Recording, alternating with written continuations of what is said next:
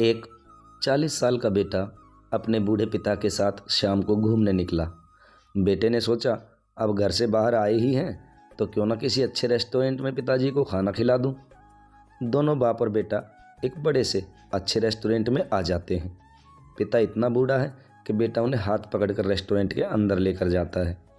पिता ये देखकर बहुत खुश होता है कि बेटा उसे उसके सबसे पसंदीदा रेस्टोरेंट में लेकर आया है।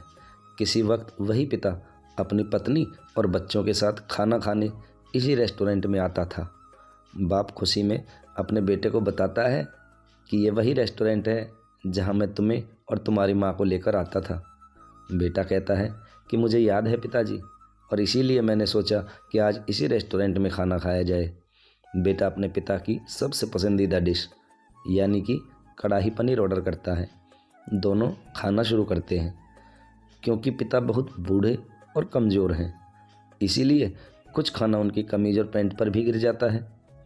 ये देखकर रेस्टोरेंट में बैठे सभी लोग उस बूढ़े पिता को घूरने लगते हैं। सभी सोचते हैं कि इसे खाना भी नहीं आता, लेकिन उस बूढ़े बाप के बेटे को कोई फ़र्क नहीं पड़ता। बेटा बड़े आराम से अपना खाना खाता है और अपने पिता के खाने तक का इंतज़ार करता है। जब पिता अपना खाना ख़त्म कर लेता है तो बेटा बड़े आराम से अपने पिता का हाथ पकड़कर उसे वॉशरूम में ले जाता है और कपड़ों पर गिरे हुए खाने को साफ़ करता है।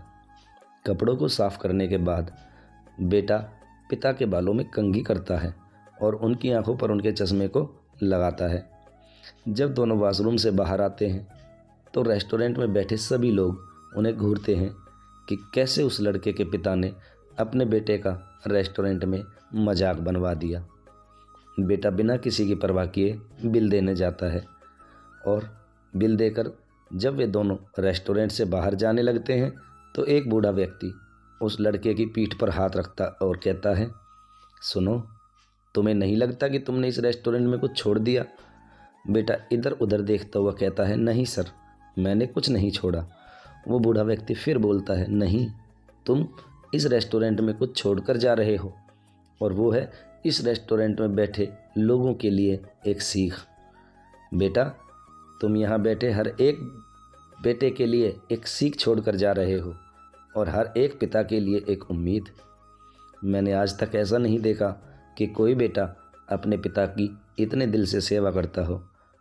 अपने पिता की जैसे तुम सेवा कर रहे हो वो देखकर मेरी आंखें भी नम हो गई, और तुमने मेरे अंदर एक उम्मीद जगाई है कि शायद मेरा बेटा भी इसी तरह मेरी सेवा करे।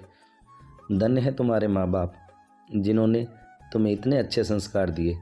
बेटा तुम ज़िंदगी में खूब तरक्की करो और हमेशा खुश रहो। उस बूढ़े आदमी ने उस बेटे को आशीर्वाद दिया और अपनी जगह पर बैठ गया, और ये सब देखकर उस बेटे के पिता का सीना गर्व से 5 इंच और चौड़ा हो गया। तो दोस्तों, अच्छे संस्कारों के लिए सबसे अच्छा स्कूल अपना घर होता है। आप भी माता पिता की सेवा करें और अपने अंदर अच्छे संस्कार ग्रहण करें, जिससे आपके व्यक्तित्व को एक नई पहचान मिले। कहानी अच्छी लगे तो लाइक और शेयर ज़रूर करें, और हाँ, कमेंट करना ना भूलें। मिलते हैं अगली कहानी में, तब तक के लिए जय श्री राम।